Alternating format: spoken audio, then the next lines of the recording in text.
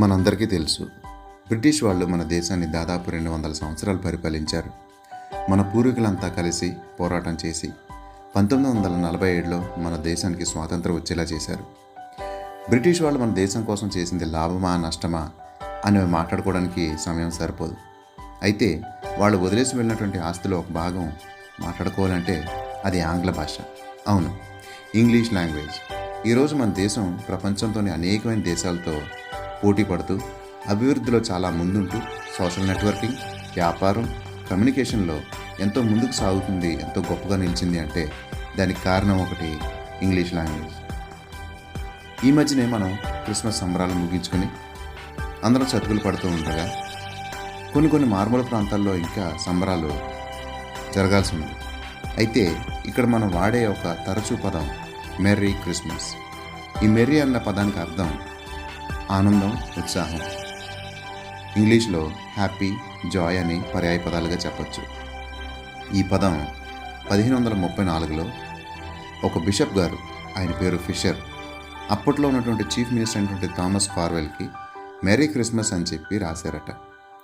మన ద్రవిడ లాంగ్వేజెస్ అంటే తమిళం, తెలుగు, కన్నడం, మలయాళంలో రోజువారీ సంభాషణలో ఎన్నో పదాలు ఆంగ్ల పదాలకి ఇమిడిపోయి ఉంటాయి.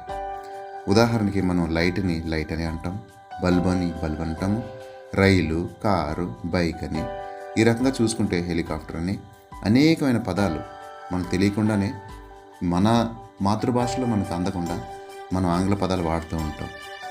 ఆ రకంగా ఆంగ్లం మన భాషల్లో ఒకటైపోయింది. ఆ రకంగా చూసుకుంటే నార్త్ ఇండియాలో కూడా కొన్ని రాష్ట్రాల్లో కొన్ని భాషల్లో లోకల్ లాంగ్వేజ్లో లేనటువంటి పదాల్లో ఇంగ్లీషే వాడటం జరుగుతుంది. ఈ మెర్రీ అన్న పదం 1843లో మరింత ప్రాచుర్యం పొందింది. ఎప్పుడంటే చార్లెస్ డికెన్స్ అనే ఆయన ఒక నవల్ రాశారు. ఆ నవల్ పేరు ఏ క్రిస్మస్ క్యారల్ అని. ఇది మన చిన్నప్పుడు స్కూల్లో చదువుకున్నాం. మీరు ఎవరికైనా జ్ఞాపకం ఉంటే కింద కామెంట్ చేయండి. ఈ రకంగా మన ఊళ్ళల్లో మెర్రీ క్రిస్మస్ అనడానికి బదులు మేరీ క్రిస్మస్ అని సాగదీస్తూ ఉంటారు. ఎంతమంది గమనించారు? మరియమ్మ క్రిస్మస్ అని కూడా అంటూ ఉంటారు. వీళ్ళు బహుశా మేరీ అనే దాన్ని మేరీ అని అర్థం చేసుకుని యేసుప్రభు వారి తల్లి అయినటువంటి మేరీని సూచిస్తుంది అనుకుని మేరీ క్రిస్మస్ అంటూ ఉంటారు. Happy happy Christmas, Mariyamma Christmas, happy happy Christmas, merry Christmas అంటూ ఉంటారు. ఈ రకంగా ఆంధ్ర రాష్ట్రాల్లో చాలా సహజంగా మనం వింటూ ఉంటాం. ఇది ఎవరి తప్పు కాదు. మన రక్షకుడైన యేసుక్రీస్తు ప్రభువారి పుట్టుకని ఆనందంతో ఊరేగించడం కోసం వాడే పదం అది. ఇది తెలియక మరియమ్మ క్రిస్మస్ అంటూ నానుడి సాధారణం అయిపోయింది. ఏదేమైనప్పటికీ మనం ఆరాధించాల్సింది మన ప్రభు అయిన యేసుక్రీస్తుని మాత్రమే. మిగిలిన ఏదైనా సరే అది విగ్రహారాధన కింద లెక్క అవుతుంది. దేవునికి స్తోత్రం. ఆమేన్.